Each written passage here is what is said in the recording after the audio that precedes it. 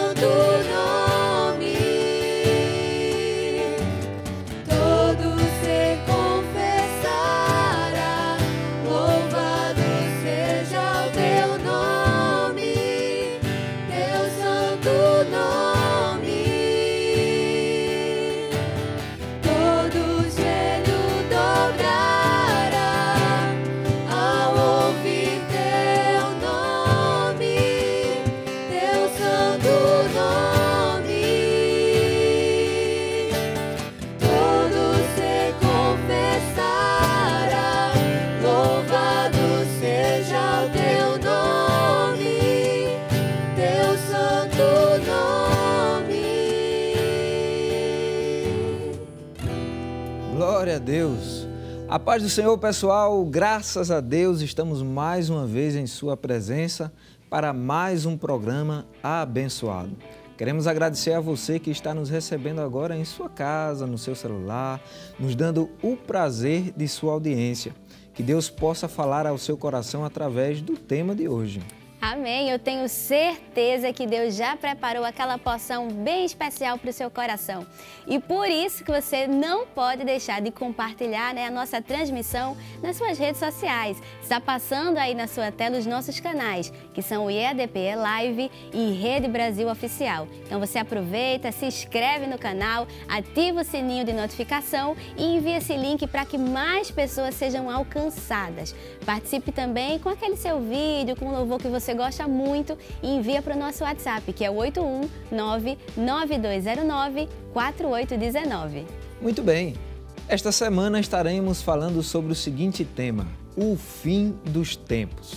E hoje estamos com o professor Givanildo Hermano. A paz do Senhor, professor. Paz do Senhor, evangelista Samek, paz do Senhor, irmã Azenate, aos jovens. É um prazer estar aqui participando do programa. Prazer é nosso, com certeza. Muito bem. Temos também a participação de alguns jovens lá do Templo Central. Eu vou estar apresentando aqui a nossa irmã Priscila, nosso irmão Pedro Walter, irmã Micaela, irmão Felipe e também o nosso irmão Davi. Amém? A paz do Senhor, sejam bem-vindos ao Espaço Jovem. É uma bênção ter vocês aqui conosco. Amém! E dando início à nossa conversa, professor, acho que a gente pode começar perguntando logo o que é que a gente pode entender como o fim dos tempos. Muito bem, essa pergunta é muito interessante, irmã Azenate, porque existem muitas pessoas que têm uma ideia completamente equivocada sobre esse tema, sobre esse assunto.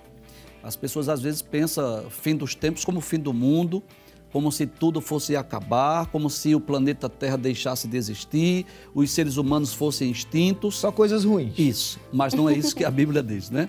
Então eu gostaria primeiro de fazer uso de um texto que está no Evangelho escrito por Mateus, capítulo 24, que é exatamente o início do sermão profético. Glória a Deus. O sermão profético ele tem início quando Jesus está no templo em Jerusalém, que já não era mais o templo construído por Salomão. Isso. Já era o templo chamado Templo de Zorobabel e também conhecido como Templo de Herodes, porque foi construído por Zorobabel por volta de 520 a.C.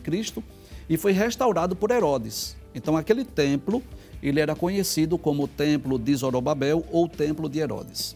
E quando os discípulos mostraram a Jesus a estrutura do templo, Jesus disse assim: não vedes tudo isso? Eis que não ficará aqui pedra sobre pedra que não seja derribada. E os discípulos ficaram curiosos. E depois, quando eles estavam no Monte das Oliveiras, os discípulos fizeram 3 perguntas a Jesus. Que sinal haverá da tua vinda e do fim do mundo? Quando serão essas coisas? Que sinal haverá da tua vinda e do fim do mundo? Olha essa expressão aí, fim do mundo. Na versão Almeida, Nova Almeida atualizada, diz fim dos tempos. Então, Jesus começa a falar sobre o sermão profético. Ele vai começar a falar sobre os sinais que antecedem a sua vinda, sobre a grande tribulação, sobre a sua vinda. Então, lendo a Bíblia Sagrada, nós podemos dizer de uma forma muito clara, evidente, sem medo de errar, que não haverá o fim do mundo, o fim do planeta Terra, que a humanidade não será extinta, de forma alguma, não é? Mas o que haverá será uma restauração de todas as coisas, e é bom lembrar isso, sempre haverá seres humanos habitando na terra, essa terra será restaurada e a igreja estará com Cristo no céu, não é? Por toda a eternidade, habitando com Deus. Então, quando Jesus fala sobre, os discípulos perguntaram sobre o fim do mundo, o fim dos tempos, o que significa, na verdade, é o fim do governo humano. Que coisa interessante. Deus criou os seres humanos e Deus deu ao homem o poder de administrar. Deus deu a Adão essa capacidade. Isso está em Gênesis capítulo 1, versículos 26 a 28. Deus disse que ele dominasse a terra, que ele sujeitasse. Então, Deus criou todas as coisas, colocou o ser humano para administrar. Só que, infelizmente, a grande maioria dos seres humanos que agiram como administradores, eles falharam na sua missão, começando por Adão. E o fim do mundo, ou o fim dos tempos, na verdade, é o fim dos governos humanos. Quando Jesus descer sobre as nuvens do céu com poder e grande glória, implantar o reino milenial, e esse reino nunca passará a outro. Então, haverá um período específico denominado de milênio, que é exatamente o período em que Cristo vai reinar. Jesus vai sentar no trono lá em Jerusalém e vai dizer assim: eu vou mostrar a vocês como é que se governa, como é que se administra a terra. E mesmo após o milênio, esse governo nunca será passado a outro. Então, o fim do mundo, na verdade, o fim dos tempos, não significa extinção da humanidade, não significa extinção do planeta Terra, mas muito pelo contrário. É o fim dos governos humanos, onde a humanidade irá experimentar verdadeiramente a teocracia, o governo de Deus sobre a terra. Então é uma bênção, né, professor? Isso. Eu acredito que esse medo que há na maioria das pessoas é também porque se baseiam muito nos filmes de Hollywood. Isso, né? exatamente. E ver aquela imagem de um meteoro destruindo a Terra. As pessoas às vezes ficam muito presas, eu vou chamar assim de as pragas do Apocalipse, as destruições, e esquece das maravilhas que estão reservadas para nós. Né? A Nova Jerusalém, a cidade planejada e arquitetada por Deus, que está reservada para os salvos, e nós iremos habitar e habitar nessa cidade por toda a eternidade. Muito bem, glória a Deus. E, professor, falando sobre o fim dos tempos, seria impossível também não falarmos sobre a importância da escatologia. Né? O que é escatologia e por que devemos estudar ela? Muito bem. Primeiro, a escatologia, esse termo, né, escatologia, vem lá do grego eschatos, mas logia, o estudo das últimas coisas, dos eventos que ocorrerão nos tempos do fim. Então, nós encontramos na Bíblia 10 doutrinas principais, que seria a doutrina da Bíblia, a doutrina de Deus, a doutrina de Cristo, a doutrina do Espírito Santo, a doutrina dos anjos, a doutrina do homem, a doutrina do pecado, a doutrina da salvação, a doutrina da igreja e a doutrina das últimas coisas. Então, a escatologia, eu diria que é o ramo da teologia que estuda os eventos futuros, as coisas que ainda estão por acontecer. Detalhes. Existem dois tipos de escatologia. Existe aquela escatologia especulativa, que está baseada mais em sonhos, visões, revelações extrabíblicas, que ela até dá muita audiência e visualizações, né? Viraliza essa escatologia especulativa, mas ela não tem firmeza doutrinária. A nossa escatologia ela é extremamente bíblica, nós tomamos por base as profecias bíblicas. Então, primeiro, o que é escatologia? É a doutrina das últimas coisas, é nós estudarmos o que a Bíblia diz acerca dos tempos do fim. A segunda pergunta, por que é que nós devemos estudar? Primeiro, porque é o desejo de Deus que nós conheçamos a escatologia. Deus revelou o futuro para que nós pudéssemos conhecer. E eu quero ler aqui alguns textos que eu considero assim muito importantes. Primeiro, Isaías, capítulo 46, versículo 9 e 10, onde o texto diz assim: lembrai-vos das coisas passadas desde a antiguidade, que eu sou Deus e não há outro Deus, não há outro semelhante a mim, que anuncio o fim desde o princípio. Ora, se Deus está anunciando, é porque Ele quer que nós saibamos, que nós sejamos conhecedores, que nós possamos conhecer as coisas futuras. Há um outro texto também muito interessante, na primeira epístola de Paulo aos Tessalonicenses, no capítulo de número 4, no versículo de número 13, veja o que Paulo vai dizer. Primeiro aos Tessalonicenses, capítulo 4, versículo 13, é onde Paulo vai ensinar sobre duas doutrinas, a doutrina da ressurreição dos mortos, dos salvos, e sobre o arrebatamento da igreja. E veja que coisa interessante. Paulo diz assim: não quero, porém, irmãos, que sejais ignorantes acerca dos que já dormem. E essa palavra ignorante aqui não tem um sentido de ser uma pessoa bruta ou estúpida, não. É uma pessoa desconhecedor. Em outras palavras, Paulo está dizendo assim: eu não quero que vocês desconheçam as verdades bíblicas acerca da ressurreição dos justos e do arrebatamento da igreja. Mas o texto mais propício para eu lhe responder essa pergunta: por que estudar escatologia? Já dissemos que Deus deseja que nós saibamos, que nós conheçamos, e a maior prova disso é o livro do Apocalipse, que começa dizendo: revelação de Jesus Cristo, a qual Deus lhe deu, detalhes, para mostrar aos seus servos. Não é a João só, não foi uma revelação só para João, mas para mostrar aos seus servos as coisas que brevemente devem acontecer. Então não é um segredo, não é um arquivo ali confidencial. Muito pelo contrário. Está proibido saber. Deus deseja que nós possamos estudar, pregar, ensinar sobre esses eventos, porque a esperança da igreja, ela está baseada exatamente no futuro. Se alguém me perguntar: professor, qual é o privilégio, o benefício de ser cristão? Já que um cristão, por exemplo, ele não fuma, não dança, ele não bebe, ele não participa de muitas festas. Bem, eu vou dizer que os privilégios são muitos. É o perdão dos pecados, é a certeza da vida eterna, é a presença de Cristo em nós, é a libertação do domínio do pecado. Mas a nossa maior esperança está no futuro, na vinda de Jesus, quando nós teremos o nosso corpo transformado, nós vamos morar com Deus no céu. Então, falar de escatologia é falar do nosso futuro, da nossa maior esperança. E isso deve ser estudado com muita alegria. E que futuro, inclusive, né? permita-me dizer isso, quando eu estou estudando, por exemplo, nos instantes finais, nós precisamos, claro, falar sobre o inferno, nós precisamos falar sobre o lago de fogo, nós precisamos falar sobre o juízo final, mas não tenha dúvida, eu ensino, eu gosto mesmo de falar sobre o céu, sobre a salvação, sobre a Nova Jerusalém. Eu fico maravilhado. Eu tive a oportunidade, né, de comentar no programa o Apocalipse versículo por versículo, mas os capítulos que eu me emocionei mais foi o capítulo 4, que é a ocasião que João tem o arrebatamento de espírito. João viu uma porta aberta no céu e uma voz dizia assim: subi cá. É terrível, maravilhoso esse capítulo. E João teve a oportunidade de estar lá no céu em espírito. Eu me emocionei muito quando eu comentei o capítulo 4 do Apocalipse e os últimos capítulos, os capítulos 21 e 22, que fala exatamente da Nova Jerusalém, desta cidade que está reservada para nós, onde não haverá mais tristeza, não haverá pranto, nem clamor, nem dor. Então, estudar escatologia porque nós vamos saber o que é que está reservado para nós, o que Deus preparou para nós. Amém. Glória a Deus, muito bem. E nós vamos aproveitar a oportunidade também, professor, para estar ouvindo os jovens que vieram aqui, desejosos de louvar a Deus, amém? Vamos adorar? Você que está em casa, não fique aí apenas assistindo, mas participe também, faça desse momento um momento de adoração a Deus. E em seguida estaremos continuando com o tema de hoje.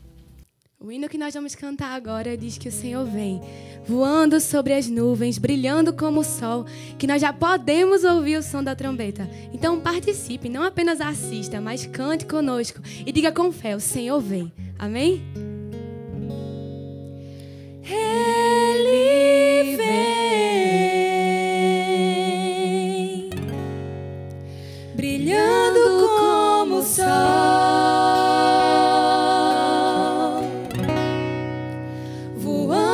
sobre as nuvens, a trombeta posso ouvir, um grande coral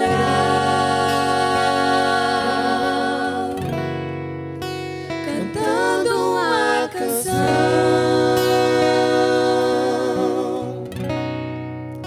dizendo que já vem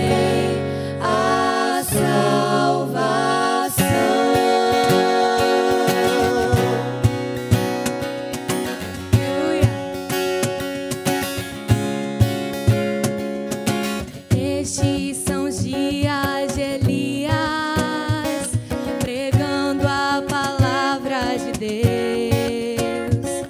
E estes são os dias de Moisés, justiça reinando outra vez. E estes são os dias de hoje, o mundo vive em escravidão, mas nós somos os pregadores, anunciando a volta do Rei.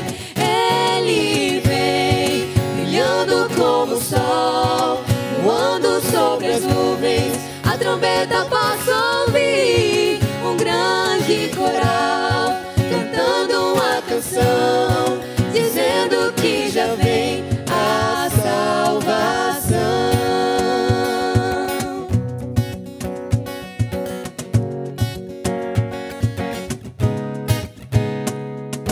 Estes são os dias de Ezequiel, os ossos voltaram a viver.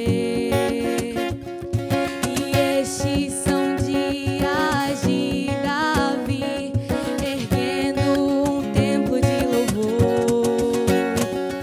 E estes são os dias da ceifa, os campos já brancos estão.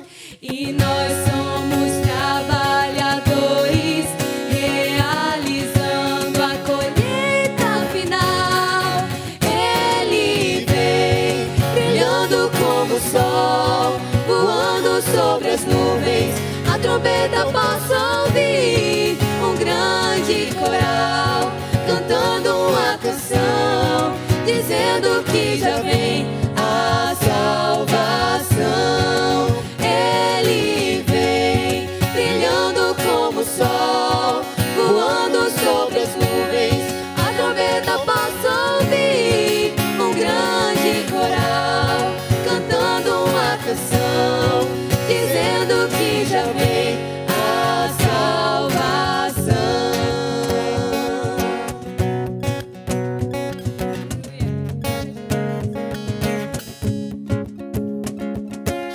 Não há Deus como Jeová, não há Deus como Jeová, não há Deus como Jeová, não há Deus como Jeová, não há Deus como Jeová, não há Deus como Jeová, não há Deus como Jeová, não há Deus como Jeová, não há Deus como Jeová, não há Deus como Jeová, não há Deus como Jeová.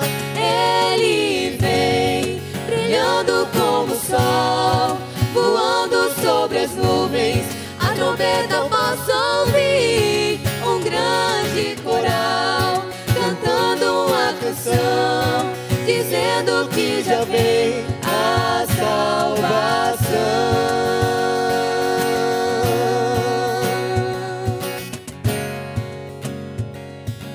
Glória a Deus, aleluia, Ele vem. Amém. Possamos estar prontos para a volta do nosso Senhor Jesus. Amém, glória a Deus, né? Aproveitando para a gente aproveitar o Senhor, assim, bem muito, todos os minutos. A gente já queria voltar para o nosso tema. Pois Professor, né?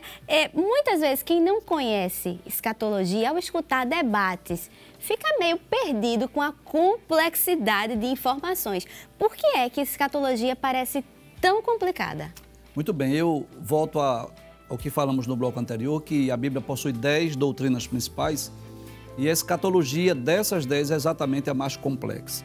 Eu costumo dizer que a escatologia ela não é incompreensível, não é uma coisa assim que diga assim, não tem quem não conheça. Não, ela não é incompreensível, mas ela é complexa. E eu apresentaria aí ao menos 4 razões ou 4 motivos pelos quais a escatologia é tão difícil. Primeiro, porque nós estamos estudando o futuro, o que vai acontecer. Isso. Então é muito mais fácil estudar a primeira vinda de Jesus, quando ele veio ao mundo como homem, do que estudar a segunda vinda. Por quê? Porque a primeira já se cumpriu. Os evangelistas já descreveram como se deu o nascimento de Jesus em Belém da Judéia. Exatamente. A segunda, ele ainda vem. Então, nós cremos na doutrina, a doutrina, o ensino está nas Escrituras, mas nós estamos cercados de alguns mistérios. Por exemplo, o que é que vai acontecer com as mulheres grávidas quando Jesus voltar? O que é que vai acontecer com as crianças? Entendeu? Então são detalhes, são minúcias que nós só vamos conhecer no futuro. Glória a Deus. Eu costumo sempre dizer que nós só conseguimos compreender perfeitamente uma profecia quando ela se cumpre. Enquanto ela não se cumpre, nós temos uma ideia. E eu vou dar um exemplo aqui muito simples. O capítulo 53 de Isaías, Isaías falou sobre o servo sofredor, aquele que seria ferido pelas nossas transgressões, que seria moído pelas nossas iniquidades. O castigo que nos traz a paz estava sobre ele, pelas suas pisaduras fomos sarados. Ele escreveu por volta do ano 700 a.C. Se alguém dissesse assim, Isaías, me explica isso aqui, ele diria, não sei. Deus falou comigo, eu escrevi, mas eu não sei explicar. Foi muito mais fácil para Filipe explicar para o eunuco, olha aí, porque já tinha se cumprido. Então veja que coisa interessante, nós só conseguimos compreender perfeitamente uma profecia quando ela se cumpre. Então a primeira razão pela qual a escatologia é difícil é exatamente porque nós estamos estudando o futuro, as coisas futuras. Observe, por exemplo, que o apóstolo Paulo, o maior teólogo, né, da Bíblia, o maior escritor do Novo Testamento, Deus deu a Paulo o privilégio de falar sobre doutrinas difíceis, complexas. Paulo foi um instrumento de Deus para explicar, por exemplo, sobre a doutrina da ressurreição, do arrebatamento. Mas veja que coisa interessante. Em dado momento, Deus deu a Paulo o privilégio de ir no paraíso. Glória a Deus. Segunda carta de Paulo aos Coríntios, capítulo 12. Ele diz, conheço o homem, que se no corpo não sei, se fora do corpo não sei, Deus o sabe. Ele foi até o paraíso, mas ele ouviu coisas inefáveis que ao homem não é lícito falar. Veja que coisa interessante. Era o momento de Paulo dizer assim, eu vou escrever uma epístola só sobre esse arrebatamento de espírito. Mas ele disse assim, olha, não tem como descrever. Primeira razão, porque é um assunto futuro que ainda vai se cumprir. Segundo, porque é um assunto muito amplo, muito vasto. Nós estudamos escatologia, mais ou menos 20 temas. Dentre eles eu poderia citar os sinais que antecedem a vinda de Cristo, a ressurreição dos justos, a morte, o estado intermediário, o arrebatamento da igreja, aí depois do arrebatamento, o tribunal de Cristo, as bodas do Cordeiro, grande tribulação. Dentro desse assunto, grande tribulação, nós temos uma diversidade de temas a serem estudados. Por exemplo, os personagens da grande tribulação. Quem são os 144 mil, o falso profeta, o anticristo, as duas testemunhas. As 3 séries de juízos da grande tribulação, 7 selos, 7 taças, 7 trombetas, a batalha do Armagedon, a vinda de Jesus em glória após a grande tribulação, são o reino milenial. detalhes. É muito extenso, é muito vasto o assunto, né? Em terceiro lugar, eu diria que é complexo por causa da característica da literatura apocalíptica. Então, os principais livros para nós estudarmos escatologia, eu diria que são no Antigo Testamento Daniel e Zacarias e no Novo Testamento o livro do Apocalipse. E esses livros são cheios de aparições angelicais, de imagens, digamos assim, de sonhos, visões. Eu vou pedir para colocar aquela imagem que tem a estátua, por favor. Professor, tem os olha, 4 animais. É bom que aí o pessoal de casa já viu a imagem. Tenho certeza que vão ficar bem curiosos para ouvir a explicação do senhor. Então a gente vai aproveitar essa deixa para ir para um intervalo bem rapidinho. Você que está aí, não saia. Aproveite, fique aí, né? Aproveite e compartilhe com seus amigos, com seus familiares a nossa transmissão nos canais IADPE Live e Rede Brasil Oficial. Fica aí, chama todo mundo que após o intervalo o professor vai explicar para a gente essa imagem. Vou andar em ruas de ouro, receber o lindo tesouro, face a face o verei e me prostrarei diante do eterno Rei. Santo, santo, santo, santo, para sempre eu cantarei e viverei, exaltando, adorando, louvando na nova Jerusalém. Espaços jovens, jovens no coração de Deus, e cantar no coro celestial.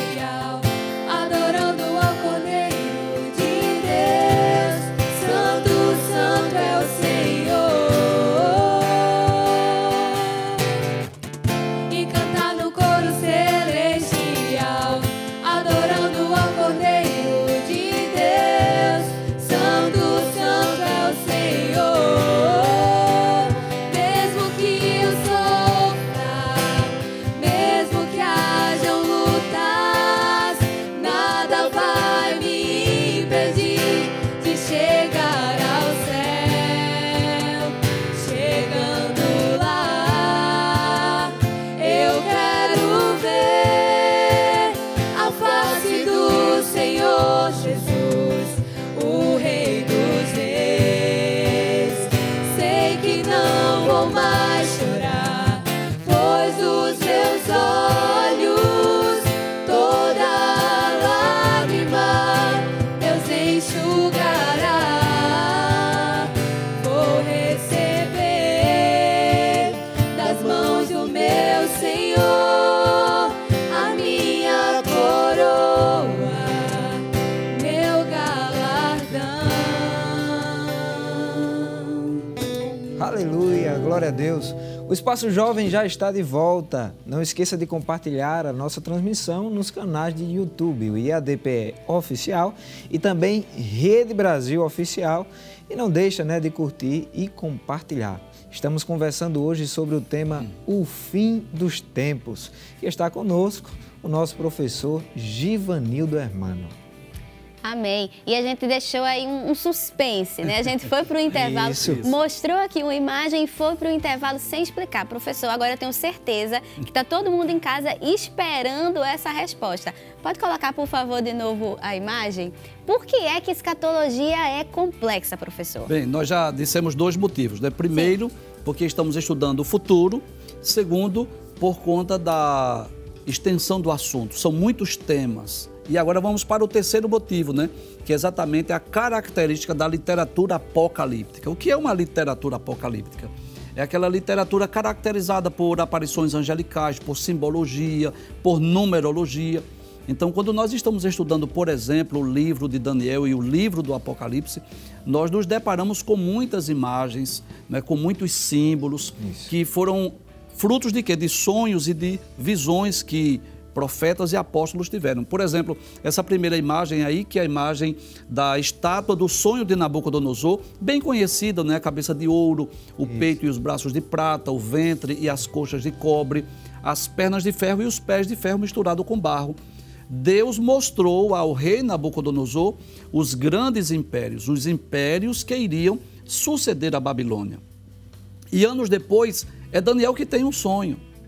E Daniel sonha com esses 4 animais aí, o leão com asas de águia, o urso com 3 costelas entre os dentes, o leopardo com 4 cabeças e 4 asas, e este animal aí terrível, espantoso e muito forte. Detalhes, está muito relacionado tanto essa estátua do sonho de Nabucodonosor, como esses 4 animais dos sonhos e das visões de Daniel, que está no capítulo 7. Ora, para eu compreender o livro de Daniel, eu preciso decifrar o que representa essa estátua, o que representa cada um desses materiais e o que representa esses animais. Por que é que esse leão tem asas de águia? Por que é que esse urso tem 3 costelas entre os dentes? Por que é que esse leopardo tem 4 cabeças e 4 asas? E por que é que este animal terrível, espantoso e muito forte, ele tem 10 chifres? Professor, Tudo... Perdoe interromper, mas já aproveitando isso aí. Certo. Como é que, o que pode ajudar alguém a entender melhor as profecias bíblicas em relação ao fim dos tempos, né? Porque alguém em casa deve estar olhando, alguém que nunca ouviu falar e diz, como é que eu vou entender o significado de cada detalhe dessas imagens? Eu vou lhe responder daqui a pouco, porque eu preciso concluir também aqui para eu poder responder. Então, veja, nós precisamos identificar quais são esses símbolos para nós entendermos a profecia. Essa outra imagem aí de uma mulher vestida de sol, com a lua debaixo dos pés, uma coroa de 12 estrelas na sua cabeça, com esse dragão aí com 7 cabeças, querendo tragar o filho dessa mulher, está no capítulo 12 do livro do Apocalipse. Essa mulher representa Israel, ela está grávida com ânsia de dar à luz, fala de Jesus que veio ao mundo através de Israel. Ela está vestida de sol porque Israel foi chamado para ser luz e deveria brilhar para o mundo inteiro. E essas 12 estrelas na sua cabeça, né, representam as 12 tribos de Israel. Então eu preciso, para eu compreender a escatologia, eu preciso também conhecer esse simbolismo presente nos livros denominados de Daniel, de Apocalipse, que é de literatura apocalíptica. Essa é a terceira razão pela qual é difícil estudar escatologia.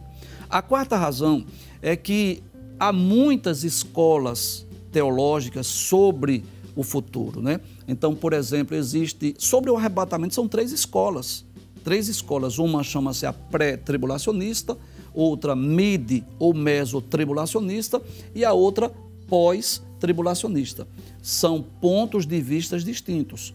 Quando eu falo de escolas, eu não estou me referindo a um prédio, eu estou me referindo a um grande número de teólogos, de professores, de expositores, né? Ou seja, são várias interpretações distintas. Sobre o milênio, são 3 escolas. A milenista, pré-milenista, pós-milenista. E cada escola dessa difere muito. Então, quando nós vamos estudar escatologia, nós não temos, digamos assim, um pensamento, uma doutrina uniforme. Não. Existem várias correntes escatológicas, várias escolas. Então, é por essa razão que é difícil estudar a escatologia. Mas eu torno a dizer que ela não é incompreensível. Agora eu vou responder sua segunda pergunta. Professor, eu quero me aprofundar em escatologia, eu quero conhecer melhor. O que é que eu faço? Primeiro, vamos começar com os joelhos, vamos começar com oração, não é? Glória a Deus. No Salmo 119, o verso 18, o salmista diz assim: Senhor, abre os meus olhos para que eu veja as maravilhas da tua lei. Então, primeiro nós precisamos começar com oração, pedir ao Espírito Santo que nos ilumine, que nos esclareça, que nos faça compreender. Essa ação do Espírito, a iluminação, ela é permanente hoje em nossa vida. Segundo, nós precisamos recorrer à Bíblia Sagrada, às Sagradas Escrituras, principalmente o conteúdo profético. E, além da Bíblia, nós precisamos de bons livros, de boas obras literárias, de boas literaturas, de teólogos que estudaram as Escrituras, trouxeram a sua interpretação, e aí nós vamos lendo a Bíblia com essas, digamos assim, literaturas que também comentam a Bíblia Sagrada. Em terceiro lugar, evangelista Samek, nós precisamos olhar o mundo com olhar escatológico. O que é isso? É nós entendermos que o que está ocorrendo no mundo hoje é cumprimento de profecia. Hoje está se cumprindo profecias em algum lugar do mundo, porque com certeza está havendo fome no mundo. Isso é cumprimento de profecia. Guerras e rumores de guerras, o aumento da iniquidade, o esfriamento do amor. Então, nós olhando o cenário mundial, é interessante o que eu vou dizer. Até mesmo pessoas que não creem na Bíblia e que ridicularizam a Bíblia, essas pessoas, eles anunciam que a Bíblia é verdadeira. Porque mesmo um canal de televisão, por exemplo, que não tem um princípio cristão, mas quando ele anuncia guerras, rumores de guerras, terremotos, fomes, eles estão dizendo em outras palavras, a Bíblia é verdadeira, a Bíblia está se cumprindo, Jesus está voltando, né? Mas além disso, além de nós orarmos, lermos a Bíblia, boas literaturas, e nós vemos o mundo com esse olhar profético e escatológico, nós precisamos aí de alguns mapas. Aí é por isso que eu não respondi naquela hora, que eu quero mostrar uma outra imagem agora, esse mapa escatológico. Isso, um mapa como esse, não é que nós, eu vou pedir até permissão ao senhor para falar um pouco sobre os instantes finais, né? Claro. Nós comentamos esse mapa escatológico aí em 60 programas de 30 minutos. Então, só sobre esses eventos escatológicos, são 30 horas de escatologia que já estão disponíveis lá no YouTube, Rede Brasil Oficial, vai lá no playlist, são 60 programas de 30 minutos, ou seja, 30 horas de escatologia. E não significa dizer, evangelista, que eu expliquei tudo, que eu falei sobre todos os pormenores, não. Eu trouxe uma síntese, um resumo dos eventos escatológicos. Então, são algumas formas de nós estudarmos a escatologia. Vamos orar, vamos ler a Bíblia, bons livros, vamos olhar o mundo com o olhar, né, profético escatológico, analisando o cumprimento das profecias, vamos recorrer aos instantes finais. E se puder, se matricule na STADEB, porque terá a oportunidade de estudar não só a escatologia, mas as demais doutrinas que nós já mencionamos. Amém. Reforçando aqui, professor, a importância do programa Instantes Finais, né? O senhor falou que tem alguns vídeos, né, no YouTube, se eu não me engano, são mais de 300, né, vídeos que está lá ontem, na playlist. Até ontem tinham 313 vídeos. Olha aí, 313 vídeos até ontem. playlist lá do canal do YouTube da Rede Brasil, do programa Instantes Finais. Você que está tendo dificuldade de entender alguns assuntos escatológicos, você já pode ir lá. São vídeos de quantos minutos, professor? 30 ou 40. Alguns de 30 minutos e outros de 40. Você dedica essa parte aí do seu dia para estudar, você vai aprender, vai ser de edificação e vai poder também estar ensinando a outros. Exatamente. Esse é o objetivo. Aí, esse é o objetivo. O professor, acho que outra pergunta que a gente vive num tempo de muita informação e de informação muito rápida. E a gente vê muitas teorias, né, na internet sobre o fim dos tempos, sobre o anticristo. Como é que a gente pode fazer para saber se aquilo ali é de fato bíblico ou não? Então, a única maneira que nós temos, irmã Zenate, é nós conferirmos se aquela informação, se aquela revelação, né, se aquele ensino, se ele está de acordo com as Escrituras. A Bíblia é nossa bússola, né? O nosso manual.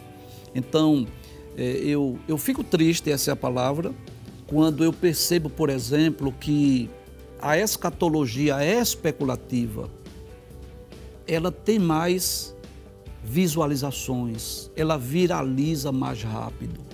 Por exemplo, durante a pandemia, acredito que todos tiveram a oportunidade de ver ou ouvir vídeos dizendo mais ou menos assim, olha, vai ter no dia tal um cavalo amarelo passando na rua, pessoas agonizando. Olha, não foi brincadeira o número de perguntas que chegou para nós. Viralizou essas coisas. E o que acontece? Passou aquela data, ninguém viu o cavalo amarelo, ninguém viu pessoas agonizando nas ruas e aquela pessoa que deu aquela profecia teve que se retratar, dizer que foi mal compreendido, que não foi bem isso que ele queria dizer, só que ele tinha dito que Deus havia mostrado. Então, esses vídeos, essas informações viralizam, chamam a atenção. Durante a pandemia, por exemplo, eu ouvi alguém dizer assim, não abra sua porta para receber pessoas na sua casa, porque os demônios vão tomar forma humana para bater na sua porta para entrar na sua casa. Aí eu pergunto, meu Deus, quem foi que disse que um ser espiritual, quer seja anjo ou demônio, precisa bater a porta para entrar? Ele é um ser espiritual. Então, aquilo causou um certo pânico, pavor nas pessoas. Mas detalhe, são informações extra-bíblicas, antibíblicas, que não têm base bíblica. Então, a nossa bússola, o nosso manual, é nós lermos as profecias ou, se eu ouvir um estudo, uma palestra, eu vou fazer como os crentes bereanos. Paulo estava ensinando, mas os crentes da Bereia estavam conferindo nas Escrituras, mesmo sendo Paulo, mas eles estavam conferindo nas Escrituras para saber se essas coisas eram assim. Então, se está na Bíblia, se é uma doutrina, um ensino bíblico, eu posso crer, acreditar, eu posso descansar que no tempo oportuno vai se cumprir.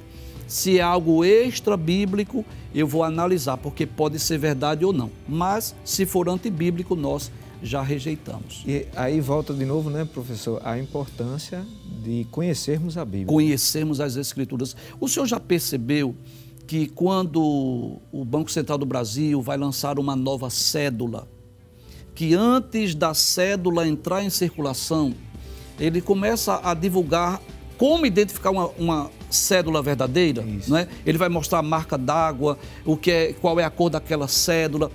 Para quê? Porque a partir do momento que você conhece uma cédula verdadeira, você vai identificar a falsa. Que coisa interessante. Ele não diz assim, a cédula falsa será assim, ou será... Não, ele diz a cédula verdadeira, ela será assim.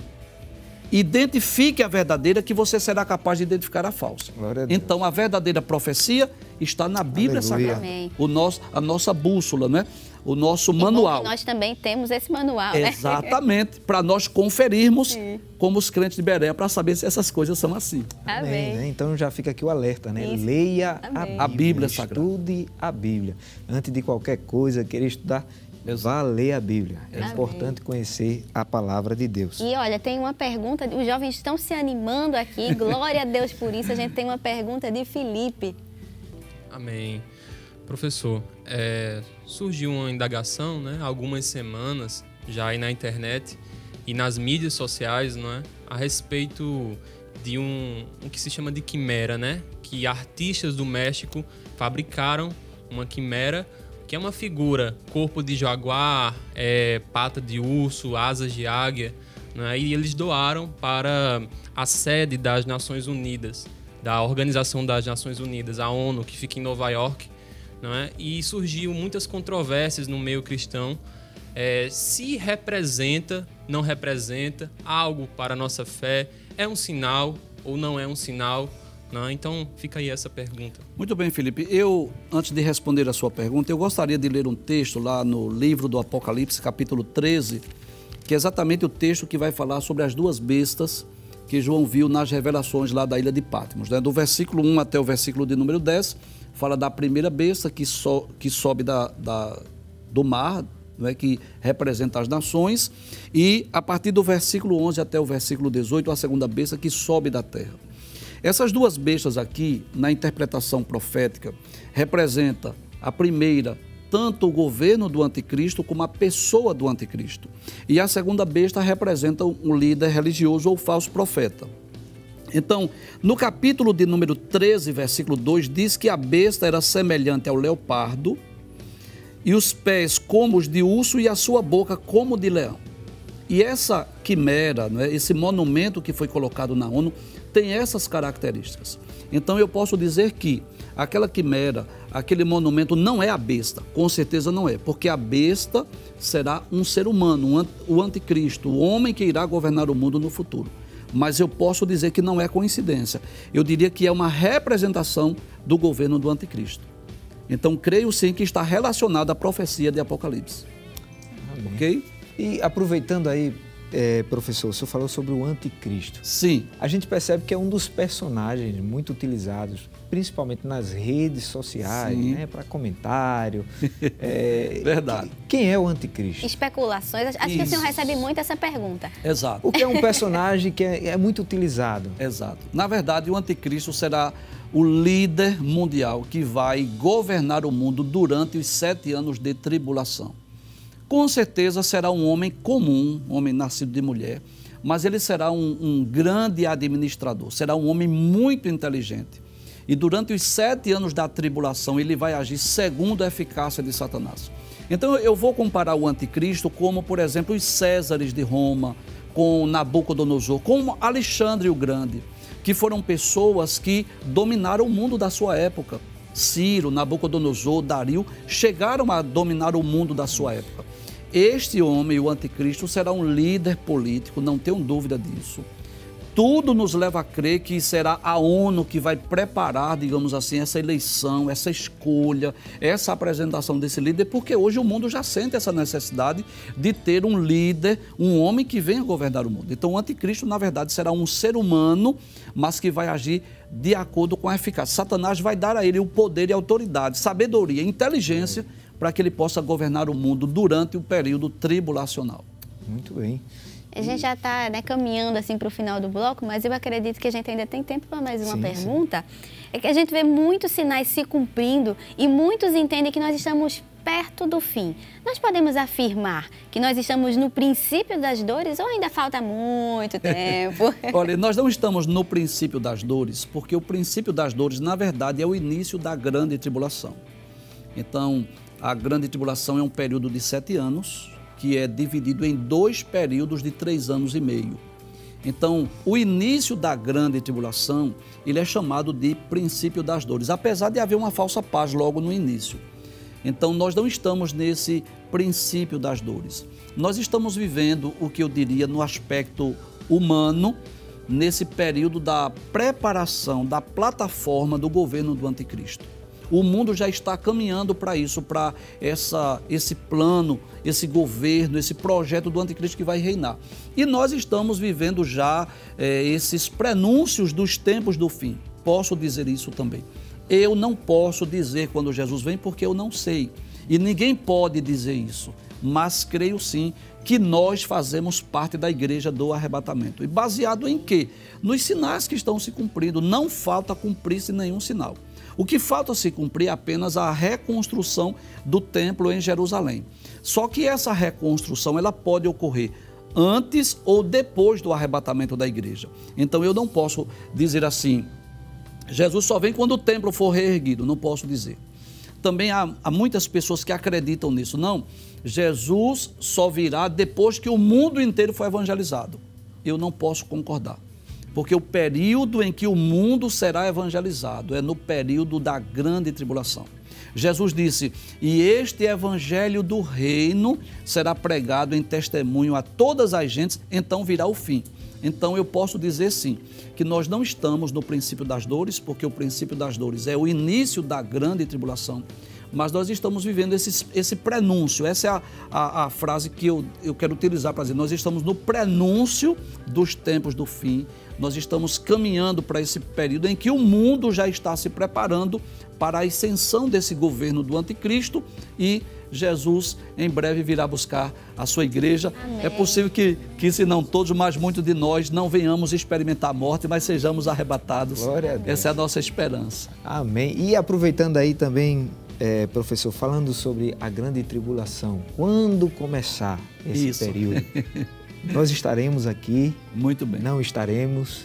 Como nós já dissemos no bloco anterior, né, existem 3 escolas de interpretação. Existe uma escola pós-tribulacionista que diz assim, a igreja estará na terra durante o período tribulacional.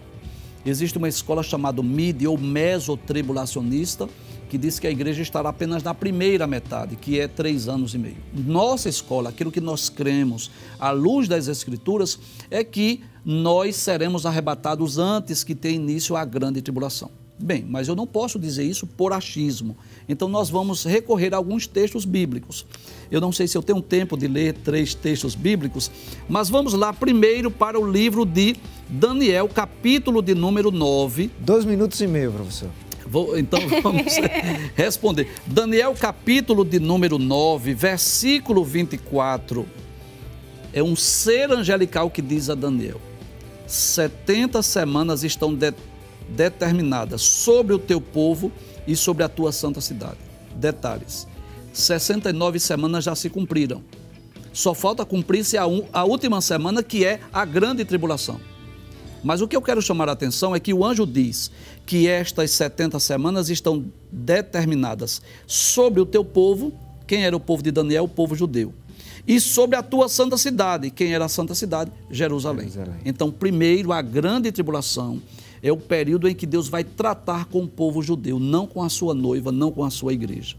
Mas nós vamos ler outro texto também, agora lá no livro do Apocalipse, em que é muito claro, muito enfático, que o período da grande tribulação é o período da ira de Deus sobre a terra, sobre os ímpios, sobre os incrédulos, sobre os pecadores. Capítulo 6 do Apocalipse, versículos 15 a 17 diz: e os reis da terra, e os grandes, e os ricos, e os tribunos, e os poderosos, e todo o servo e todo livre, se esconderam nas cavernas e nas rochas das montanhas, e diziam aos montes e aos rochedos: caí sobre nós, e escondei-nos do rosto daquele que está sentado sobre o trono e da ira do Cordeiro. Então, a grande tribulação é o período da ira de Deus, porque é vindo o grande dia da sua ira, e quem poderá subsistir? E Paulo deixa isso bem claro nas suas epístolas. Eu vou ler 2 textos na epístola aos Tessalonicenses. Primeira epístola aos Tessalonicenses, capítulo 1, versículo de número 9 e 10. Versículos 9 e 10. Porque eles mesmos anunciam de nós qual a entrada que tivemos para convosco, e como dos ídolos vos convertestes a Deus, para servir ao Deus vivo e verdadeiro, e esperar dos céus a seu Filho, a quem ressuscitou dos mortos, a saber, Jesus, que nos livra da ira futura. Paulo deixa isso bem claro. Se a grande tribulação é o tratamento de Deus com Israel, se a grande tribulação é o período da ira de Deus sobre os ímpios, a igreja está isenta. Paulo deixa claro que Cristo nos livra da ira futura. E no capítulo 5 e versículo 10, da primeira epístola ainda, capítulo 5, versículos 9 e 10, ele diz assim, versículo 9: porque Deus não nos destinou para a ira, mas para a aquisição da salvação por nosso Senhor Jesus Cristo. Amém. Assim como Deus proveu um escape para Noé e sua família antes do dilúvio, cremos que Jesus virá Amém. nos buscar antes que tenha início a grande tribulação. Amém. Glória a Deus. Muito bem. Nós vamos a um rápido intervalo, mas voltamos daqui a pouquinho. Então não sai daí, o tema está uma maravilha. Se você quer aprender mais, fica aí até o terceiro bloco no nome de Jesus. Amém? Não quero estar aqui quando as trombetas tocarem. Não quero estar aqui, eu quero estar com Jeová. Eu vou me preparar, eu vou me preparar. Aqui não vou ficar, aqui não vou ficar. Eu quero estar além de tudo. Eu não pertenço a este mundo. Eu vou guardar a minha fé pra espaço jovens, jovens no coração de Deus. Eu queria ir pra lá, se eu pudesse estar lá. Não queria voltar, só pra ver o meu rei frente a frente com o Pai, só cantando assim: Santo, Santo é o Senhor, para sempre cantarei. Eu queria ir pra lá, se eu pudesse estar lá. Não queria voltar, só pra ver o meu rei frente a frente com o Pai, só cantando assim: Santo, Santo é o Senhor, para sempre cantaria. Amém. O Espaço Jovem já está de volta. Encontre agora mesmo a nossa transmissão nos canais do YouTube, IEADPE Live e Rede Brasil Oficial. E aproveita, para compartilhar também com seus amigos e familiares. Chama todo mundo para assistir junto com a gente. Nós estamos conversando hoje sobre o tema O Fim dos Tempos. E está conosco o professor Givanildo Hermano. Muito bem, e dando continuidade, ao nosso assunto de hoje, a jovem Priscila tem uma pergunta para o professor. Amém. Ô professor, eu tenho uma dúvida. Você estava falando sobre a grande tribulação e muita gente diz que o Espírito Santo não vai estar aqui durante a grande tribulação. E o senhor também comentou que seria um momento em que as pessoas que ficaram e também o povo de Israel seria evangelizado. Como é que essas pessoas vão ser evangelizadas se dizem que o Espírito Santo não está lá para convencer do pecado e do juízo? Como é que vai acontecer? Muito bem. Primeiro, nós gostaríamos de lembrar que o Espírito Santo ele é onipresente, não é? Então o Espírito Santo estará com a igreja no céu, mas estará também aqui na terra. Porque, como nós já dissemos, o período da grande tribulação não é apenas o período da ira de Deus, é também o período do tratamento de Deus com Israel. E é o Espírito Santo quem convence o homem do pecado, da justiça e do juízo. Então haverá durante a grande tribulação pregação do Evangelho. Haverá durante a grande tribulação milagres, as duas testemunhas farão milagres. Haverá durante a grande tribulação martírio, muitas pessoas serão martirizadas. E só quem pode convencer o homem do pecado, da justiça e do juízo é o Espírito Santo. Os milagres só podem ocorrer através da ação do Espírito Santo. Martírio, quem dá coragem para o martírio é o Espírito Santo, a pregação do Evangelho, enfim. Então eu posso dizer sim, o Espírito Santo estará agindo, atuando na terra, porque ele é onipresente. Ele estará com a igreja, não tenho dúvida disso, mas estará também agindo na vida das pessoas que estiverem aqui na terra. Ele que vai convencer do pecado, ele que vai dar coragem às pessoas a, se preciso for, serem mártires, dar a sua vida pela sua fé, pela sua crença em Cristo. Ele que vai dar poder às testemunhas para fazer milagres, enfim.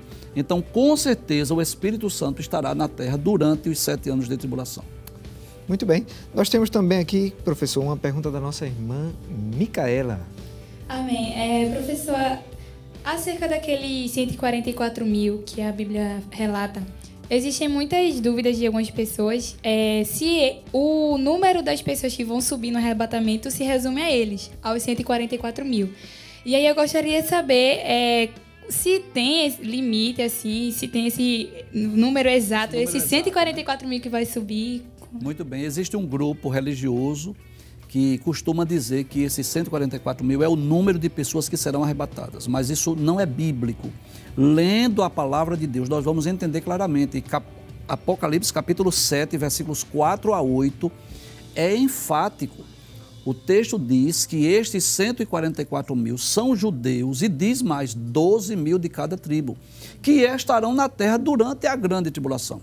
Então, o texto é muito claro quando diz que são judeus, são 12 mil de cada tribo, e que estará na terra durante a grande tribulação. Com certeza, esse texto não se refere aos salvos e nem está se referindo ao número de pessoas que serão arrebatadas. É claro que o número de crentes que serão arrebatados, ele é infinitamente maior do que esse número de 144 mil. Muito bem. Pedro Walter também tem aqui uma dúvida para o professor. Pode fazer. Professor, perguntando de uma maneira bem simples. No céu, nós iremos trabalhar, teremos ocupações? Sim, nós teremos sim, irmão Pedro. As pessoas às vezes pensam que no céu a gente vai ficar só como os serafins, dizendo santo, santo, santo é o Senhor dos exércitos e toda a terra está cheia da sua glória. É claro que, ainda que o céu fosse apenas isso, já seria um lugar por demais maravilhoso nós estarmos na presença de Deus, né? Eu vou responder sua pergunta, mas eu gostaria de fazer um teste aqui com cada um. Imagine, por exemplo, aquele culto mais espiritual e mais fervoroso que você já participou. Pensa aí, um congresso, aquela alegria que você sentiu naquele momento. Então, agora pense isso permanente, lá no céu. Então, se fosse apenas isso, já seria de bom tamanho, né? Mas não só isso, Pedro. Eu gostaria de dizer que no céu, o céu não é um lugar de ociosidade. O céu é um lugar de trabalho. Principalmente durante o reino milenial. E eu gostaria de ler aqui alguns versículos. Deixa eu ler primeiro Apocalipse, capítulo 1, versículos 6 e 7. Deixa eu ler a partir do versículo 5, diz assim: isso é a dedicação do livro do Apocalipse. E da parte de Jesus Cristo, que é a fiel testemunha, o primogênito dos mortos e o príncipe dos reis da terra. Aquele que nos ama e em seu sangue nos lavou dos nossos pecados e nos fez reis e sacerdotes para Deus e seu Pai. Que coisa interessante. O texto diz que Cristo nos fez. Ele não diz nos fará. Ele nos fez reis e sacerdotes. Glória a Deus. Nós iremos reinar com Cristo. Aleluia. Que coisa interessante. No livro do Apocalipse, capítulo 2, versículo 26, diz assim: e ao que vencer e guardar até o fim as minhas obras, eu lhe darei poder sobre as nações. Então, durante o reinado milenial de Cristo, nós estaremos aqui na terra, claro, em corpos gloriosos e incorruptíveis, como os seres angelicais. E nós estaremos reinando com Cristo. Acredito que é na segunda carta ou epístola de Paulo a Timóteo, eu acho que é o capítulo 2 e o versículo 12, onde Paulo diz assim: se sofrermos, também com ele reinaremos. Então nós vamos reinar com Cristo. E eu diria que essas funções que hoje são realizadas pelos anjos, que vêm do céu à terra, trazer anúncio, suprir necessidades, dar livramentos, executar juízo, essas funções serão também exercidas por nós no milênio. Nós iremos participar, inclusive, do juízo, do julgamento do juízo final. Por exemplo, na primeira carta de Paulo aos Coríntios, no capítulo de número 6, desculpe, nos versículos 2 e 3, Paulo diz assim: não sabeis vós que os santos hão de julgar o mundo? Versículo 3, não sabeis vós que havemos de julgar os anjos, quanto mais as coisas pertencentes a esta vida? Paulo estava repreendendo os crentes de Corinto, porque eles estavam enfrentando alguns problemas na própria igreja e estava levando as causas para os ímpios resolverem. Paulo diz assim: olha, se vocês vão julgar o mundo, se vocês vão julgar os anjos, essas questões pequenas vocês podem resolver. Então, respondendo a sua pergunta, o céu não é apenas um lugar de adoração. O céu não é um lugar de ociosidade. Haverá muito trabalho para nós e principalmente durante o reinado milenial de Cristo, que nós estaremos reinando, e até durante o juízo final nós iremos também julgar com Cristo. Glória a Deus. Olha aí, te prepara. Prepara para trabalhar, tem trabalho. O professor, a gente veio falando, né, no decorrer do programa, nos vários blocos, sobre algumas profecias. O senhor falou no começo que tem aquela parte boa e tem aquela parte dura que a gente encontra, né, no Apocalipse, que acaba que é um livro que causa pavor. Né, em algumas pessoas. A gente falou aqui, quando fala do Apocalipse, lembra logo do filme, do meteoro caindo. Então, a gente pode entender o Apocalipse como uma mensagem de alerta, né, como ou é um sinal de esperança também. E aí? Eu diria que as duas coisas estão presentes. Há algo muito interessante no livro do Apocalipse. O reino milenial, que terá um período, nós cremos na literalidade, um período de 1000 anos, nós encontramos apenas 6 versículos para falar sobre o milênio no Apocalipse.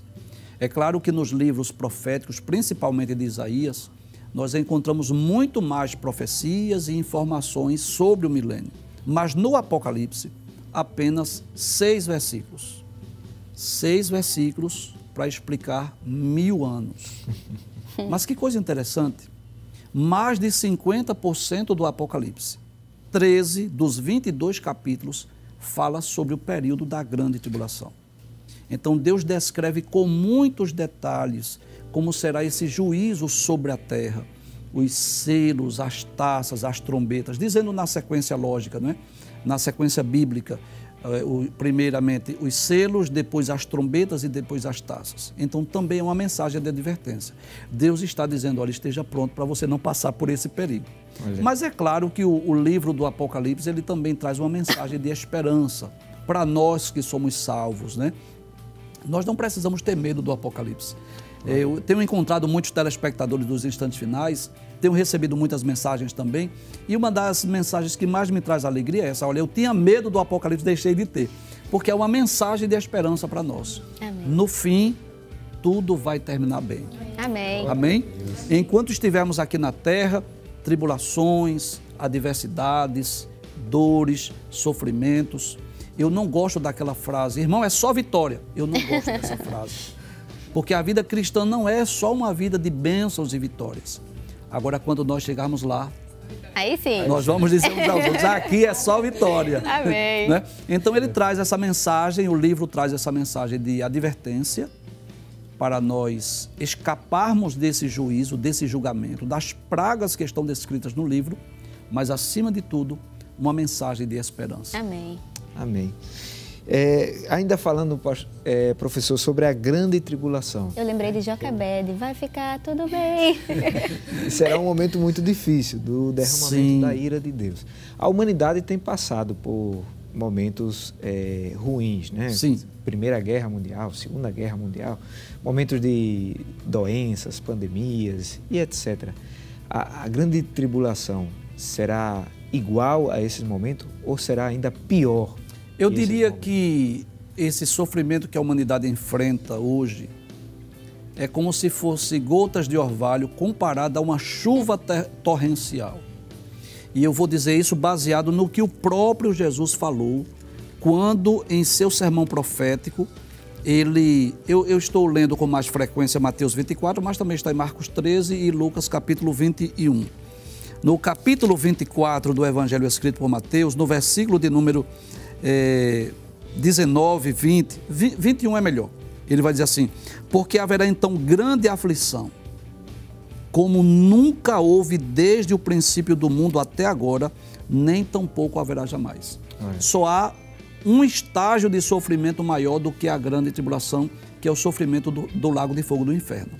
Mas nem mesmo as guerras mundiais, as pandemias, os conflitos armados, todo o sofrimento humano pode ser comparado. Jesus deixa isso bem claro. Nunca houve e nem haverá jamais. A Bíblia diz que os homens vão desmaiar de pavor, vão morder a língua de dor e as potências do mundo serão abaladas. Então eu diria que essa pandemia, esse sofrimento hoje é um chuvisco, são gotas de orvalho comparada a uma chuva torrencial que há de vir no período da grande tribulação. Falo, claro, de forma simbólica ou figurada, acredito que todo mundo entendeu. Aí fica o alerta, né? Porque Exatamente. é comum a gente ouvir também pessoas dizendo assim, se eu não aceitar Jesus agora, lá na grande tribulação eu vou aceitar. As pessoas costumam perguntar, eu vou ter uma segunda chance? Eu digo, olha, eu não gosto de falar de segunda chance não, tá? Eu quero estar pronto para ir no arrebatamento. Amém. Glória a Gente, Deus. Priscila tem mais uma pergunta para fazer? Já que o senhor falou aí de pandemia, muita gente tá falando, né, que essa vacina é marca da besta, não sei o quê. Você pode explicar essa parte pra gente Sim. também? Bem, primeiro, eu não acredito que a vacina esteja relacionada à marca da besta. Por várias razões. Primeiro, nós não estamos na grande tribulação, a igreja ainda está na terra, o anticristo não está governando, então, com certeza, a vacina não é a marca da besta. Eu creio que a marca da besta será um recurso tecnológico. Pode ser um chip, mas pode ser que surja algo mais sofisticado no futuro. Mas acredito que será um recurso tecnológico que terá por objetivo monitorar a humanidade. Agora, o que é que eu posso dizer, Priscila? Que isso já é uma preparação. Eu disse aqui que nós estamos vivendo esse período, uma preparação para a plataforma do governo do anticristo. Então, quando hoje, por exemplo, você só pode fazer viagem, você só pode entrar em alguns recintos, se você tiver aquele cartão, aquela comprovação, né? Como é que se chama? O passaporte. Isso ocorrerá durante a grande tribulação. As pessoas que não foram arrebatadas, que estiverem na terra, serão obrigadas a ter esse recurso tecnológico, talvez um chip, e as pessoas não vão poder trabalhar, não vão poder comprar, não vão poder vender. Então eu diria que a vacina não é a marca da besta, mas já é uma preparação para o que vai ocorrer no futuro. As pessoas já estão sendo treinadas para isso. Você tem que andar agora com o seu passaporte de vacina para poder você entrar em alguns recintos ou fazer algumas viagens. Mas enquanto a gente estiver aqui, a gente não precisa se preocupar com isso. Pode ficar tranquilo. Jesus não veio ainda. Muito A gente bem. poderia aproveitar, né, que os meninos estão muito animados. Isso. Vamos louvar a Deus, então? Amém. O hino que nós vamos louvar agora, ele tem por título Guarda o que tens. A palavra de Deus diz, escondi a tua palavra no meu coração para não pecar contra ti. E como é bom estar aqui nesta noite, eu vi tudo isso que nós já ouvimos da palavra de Deus. E isso me fez refletir que como Deus nos ama e Ele faz questão de dia após dia nos ensinar o caminho, nos despertar para estarmos mais perto dEle, para vigiarmos mais. Jesus disse que o nosso dever é orar sempre e nunca desfalecer, que nós devemos ser cada vez mais santos. Quem é santo, santifique-se mais. Quem é puro, purifique-se mais. Então, nesta noite, adore a Deus conosco. Entenda que este hino é o Espírito Santo trazendo a cada um de nós um despertamento. Todo este momento de dor que estamos vivendo, de percas, de angústias, de tantas coisas difíceis, isso não é que Deus está permitindo para nos destruir, para fazer com que a gente pare ou caia, não. Isso aí Deus está permitindo para justamente nos despertar, porque o nosso lugar não é aqui. O nosso lugar é lá no céu. Então, medite na letra deste hino. Se você sabe, adore aí, já vá pensando lá no céu. Peça a Deus, Senhor, me ajude a ler mais, a orar mais, a me santificar mais. E com certeza, aquele que persevera até o fim será salvo, em nome de Jesus. Amém. Glória a Jesus. Pare e pense para onde estás indo. Os sinais já podes perceber. A palavra de Deus está se cumprindo. A terra está vivendo o que Deus falou, que em breve iria acontecer. Filho contra pai, nação contra nação, as guerras aumentando, o mundo em confusão, a peste, a fome, a sede, terremoto sem avisar, já se ouve em toda a terra, a humanidade a chorar, o fim está chegando, a trombeta a tocar, guarda o que tens pra tua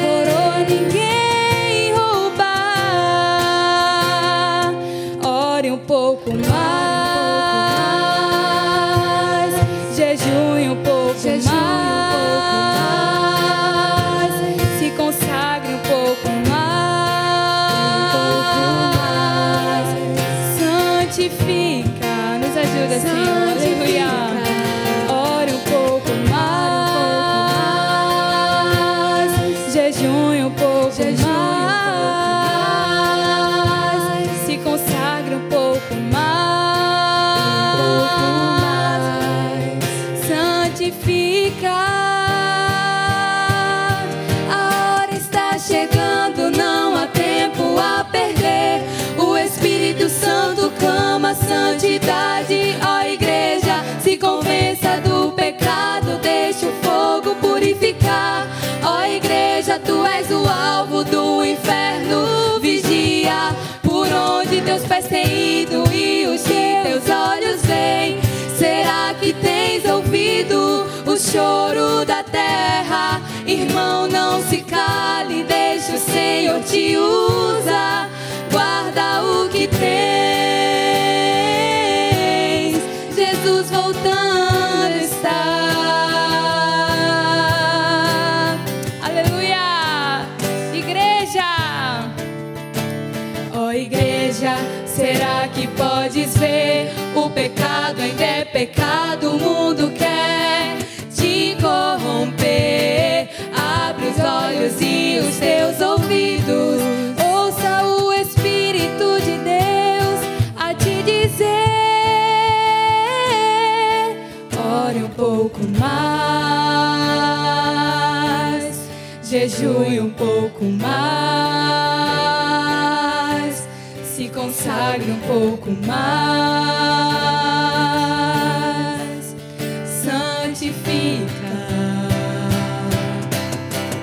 Ore um pouco mais, jejue um pouco mais, se consagre um pouco mais, santifica. Amém. Glória a Deus. Glória a Deus. Essa é a mensagem para cada um de nós neste dia especial. E, professor, não poderíamos terminar de falar deste tema tão importante sem falar sobre a volta de Cristo. Como o jovem pode estar preparado para a volta de Cristo? Como estar prontos para a volta do noivo? Não só os jovens, né? Mas todos. Todo crente salvo, né?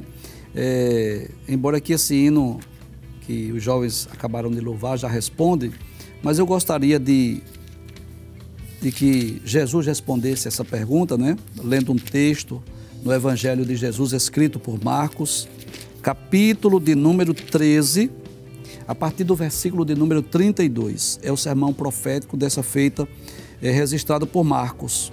Diz assim: mas aquele dia e hora ninguém sabe, nem os anjos que estão no céu, nem o Filho, senão o Pai. Olhai, vigiai e orai, porque não sabeis quando chegará o tempo. É como se um homem partindo para fora da terra deixasse a sua casa e desse autoridade aos seus servos e a cada um a sua obra e mandasse ao porteiro que vigiasse. Vigiai, pois, porque não sabeis quando virá o Senhor da casa. Se à tarde, se à meia-noite, se ao cantar do galo, se pela manhã. Para que, vindo de improviso, não vos ache dormindo. E as coisas que vos digo, digo-as a todos, vigiai. Então Jesus vai nos ensinar aqui sobre a necessidade da vigilância e da oração, para nós estarmos prontos, estarmos preparados.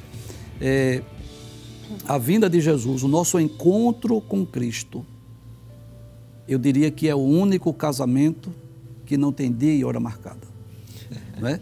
Geralmente, quando há um casamento, o noivo, a noiva, a família se prepara porque tem o dia, tem a hora, tem um local. Esse casamento aqui, que dá-se-á, claro, após o tribunal de Cristo, é o casamento que não tem dia e hora marcada. Que a gente tem que estar sempre pronto, porque ele pode voltar a qualquer momento. Pode ser que não dê tempo nem fazer a oração final hoje. Amém. Não nos toca saber o dia ou a hora, mas nos toca estar prontos, preparados. E o segredo está aí, na vigilância e na oração. Um azeite na lamparina e de reserva. Isso, como aquelas 5 virgens prudentes, né? Amém. Não dará tempo, né? Não vai dar tempo preparativo. E não tiver com as hora. malas prontas, como vai fazer? Alguém diz assim, não, eu vou pegar na mão da minha mãe, do meu pai, não dá tempo não. Quando menos esperar, ele já subiu, já está com Cristo. Professor, aproveitando a oportunidade, já estamos aí, temos ainda 3 minutos. Eu tenho certeza que algumas pessoas que estão participando do Espaço Jovem sentiram a responsabilidade que cada um de nós precisamos ter acerca do fim dos tempos. Sim. Né? Acerca do arrebatamento da igreja. E talvez alguém que está participando percebeu de que ainda não está pronto. E caso aconteça esse grande evento, ele não será arrebatado. Né? Eu queria que o senhor deixasse uma palavra para essas pessoas que estão nessa condição. Muito bem, então eu gostaria de transmitir uma mensagem para 3 grupos de pessoas. Para aqueles que são salvos, que têm a certeza da sua salvação, que está aguardando o arrebatamento da igreja a qualquer momento, a palavra é perseverança, é perseverar em seguir a Cristo, é não desanimar, não desistir, não voltar atrás. Para aqueles que já serviram a Cristo, já foram cristãos, já foram evangélicos, talvez até já pregou a palavra de Deus, talvez até já foi batizado com o Espírito Santo, mas por alguma razão, por algum motivo parou na caminhada, o meu conselho para você é volte à casa paterna, volte-se para Cristo, porque se Jesus voltar e você estiver nessa condição, você não será arrebatado, ou se você morrer nessa condição, você sabe qual é o resultado da sua alma. E para você que não é cristão, para você que não é evangélico, eu gostaria de dizer que somente Jesus é quem pode salvar. Ele veio ao mundo com esse propósito, com esse objetivo de dar a sua vida por nós. Então receba Jesus como seu salvador pessoal, para que você possa ter direito à salvação, à vida eterna e desfrutar de todas as benécias, de todos os privilégios, de todos os benefícios que só a salvação através de Cristo pode nos oferecer. Glória a Deus! Eu creio que o Senhor já falou com você nessa noite. A segunda vinda de Cristo é o assunto mais enfatizado em toda a Bíblia. Há cerca de 300 referências sobre a primeira vinda de Cristo na Escritura e 8 vezes mais sobre a segunda vinda. Ou seja, há mais de 2.400 referências sobre a segunda vinda em toda a Bíblia, que consegue ser mais atual que todos os nossos jornais e que só no Antigo Testamento mais de 2.000 profecias já se cumpriram ao pé da letra. Amém. Então é fato. Jesus breve virá arrebatar a sua igreja. 1 Tessalonicenses 4, 16 e 17, a Bíblia nos diz: pois dada a ordem, com a voz de arcanjo e o ressoar da trombeta de Deus, o próprio Senhor descerá dos céus e os mortos em Cristo ressuscitarão primeiro. Depois nós, os que estivermos vivos, seremos arrebatados com Ele nas nuvens, Aleluia, para o encontro com o Senhor nos ares. E assim estaremos com o Senhor para sempre. Devemos estar alertas, como o professor falou aqui. Cristo virá como um relâmpago, num abrir e fechar de olhos. Né? Em Mateus 24, 27 diz: porque assim como o relâmpago sai do Oriente e se mostra até ao Ocidente, assim será também a vinda do Filho do Homem. Não haverá tempo para se preparar de última hora. As lâmpadas já devem estar cheias e já precisamos ter azeite de reserva. A ordem de Jesus é, em Mateus 25, 13, portanto, vigiem, pois não sabem o dia nem a hora da volta. Aquele dia será um dia de grande vitória. Nossas lágrimas serão finalmente enxugadas e entraremos nas bodas do Cordeiro. Diante dessa gloriosa promessa, nós devemos estar vigilantes. Essa aqui pode ser a sua última oportunidade, como o professor acabou de falar. Será que essa pergunta fica para você? Você está pronto para se encontrar com o Senhor? Que fiquemos com as palavras do apóstolo Paulo em 2 Timóteo 4 e 8. Agora, o prêmio me espera, a coroa de justiça que o Senhor, o justo juiz, me dará no dia de sua volta. E o prêmio não será só para mim, Amém, mas para todos que com grande expectativa Aleluia, aguardam a sua vinda. E quem tem expectativa se prepara, né, professor? É verdade, Amém, está pronto para naquele dia não ser pego de surpresa, né? Amém. Aleluia. Professor, estamos gratos a Deus, gratos ao nosso pastor presidente pelo cuidado que tem com a mocidade em poder estar hoje também disponibilizando, né, a sua pessoa aqui para estar compartilhando um pouco, né? A gente sabe que é um assunto muito profundo. Quem quiser aprender mais pode ir lá na playlist do Instantes Finais. São mais de 300 vídeos acerca do fim dos tempos, não é isso? Das profecias e da escatologia. Então, se você tem dúvida, corra lá, assista, compartilhe para os seus amigos que têm dificuldade sobre o assunto, que sentem que não conseguem entender com clareza. Tenho certeza que assistindo os vídeos será de bênção para a sua vida. E queremos agradecer, professor. Deixar aqui o nosso agradecimento. Quem sabe, né, não vem uma parte 2. Eu gostaria muito. Eu acho que ficou faltando, assim, a gente falar daquela parte boa que o senhor disse que gosta de falar, não é? Já fica a dica, né, para a produção. Fica. Temos um programa aqui específico sobre o arrebatamento, sobre o céu. Sobre o céu. Sobre a Nova Jerusalém. Pedro já estava curioso aqui. Será que a gente vai trabalhar? Não vai? Vai dormir? Não vai dormir? O que é que a gente vai fazer lá, né? Amém. Então, professor, fique à vontade também para estar deixando aqui suas considerações finais. Amém. Primeiro eu quero agradecer ao nosso Deus, né, pela minha salvação e pelo chamado que Ele fez a mim para poder pregar e ensinar a sua palavra. Glória a Deus. E eu me sinto muito feliz em poder cooperar com o reino de Deus. Quero agradecer também ao nosso pastor-presidente, pastor Ailton José Alves, que tem investido na minha pessoa, que tem nos dado a oportunidade de estarmos cooperando, não só no nosso seminário teológico na STADEB, mas também aqui na Rede Brasil, em alguns programas. E quero agradecer a produção do programa, o evangelista Samek, a irmã Zenate. Para mim foi uma honra poder estar participando desse programa, agradecer aos jovens, né? E eu fico feliz, quero agradecer por essa oportunidade. Amém. Nós queremos agradecer também aqui a uma parte, né, dos jovens que vieram lá do Templo Central. Deus abençoe cada um de vocês, que possam voltar, mas às vezes é bom estar com vocês também. Amém? E vamos estar nesse momento encerrando o programa, professor, orando, né? Sim, e é uma honra ter aqui o senhor como convidado e sempre a honra é minha. Essa tarefa a gente deixa para os convidados estarem aqui orando por nós e também por aqueles que estão participando da programação. Amém. Oremos então. Bendito Deus, querido Pai, quero te louvar, quero bendizer o teu nome. Quero te agradecer por essa oportunidade de estarmos cooperando aqui, Senhor, neste programa. Quero pedir a Deus, continua com as mãos estendidas, abençoando o teu ungido, pastor presidente, pastor Ailton José Alves, toda a diretoria da igreja. Senhor, que tu abençoes também toda a Rede Brasil, todos os colaboradores, desde a superintendência, os demais funcionários. Continua, Pai, abençoando esta programação, este veículo de comunicação que está à disposição do teu reino, 24 horas por dia, fazendo a tua obra, anunciando o evangelho, promovendo, Senhor, o crescimento e a edificação da tua igreja. Também abençoa, Pai, o Espaço Jovem, a evangelista Samek, a irmã Zenate, toda a produção deste programa, que seja para a glória do teu nome. Abençoa também os jovens que aqui estão, e bem como os demais que estão assistindo em suas residências. Pai, continua com as mãos estendidas sobre as nossas vidas, nos dando, Pai, cada vez mais a perseverança, que possamos perseverar, Senhor, em te seguir, vivendo uma vida, como foi falado hoje, de oração, de vigilância, reservando o azeite nas lamparinas, Pai, para que estejamos prontos, para que estejamos preparados naquele grande dia, que venhamos ser chamados para o reino da imortalidade, ou através da morte, ou através do arrebatamento da igreja. Tudo isso, Pai, nós te pedimos e já te agradecemos em nome de Jesus. Amém.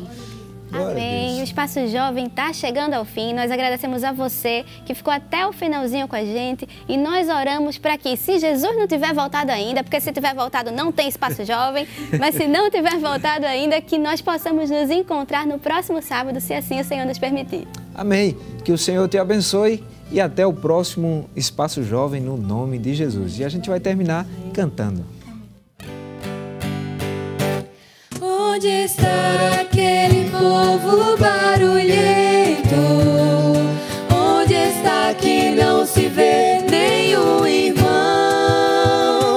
Alguém com voz de lamento vai dizer neste momento: aquele povo foi embora pra Sião.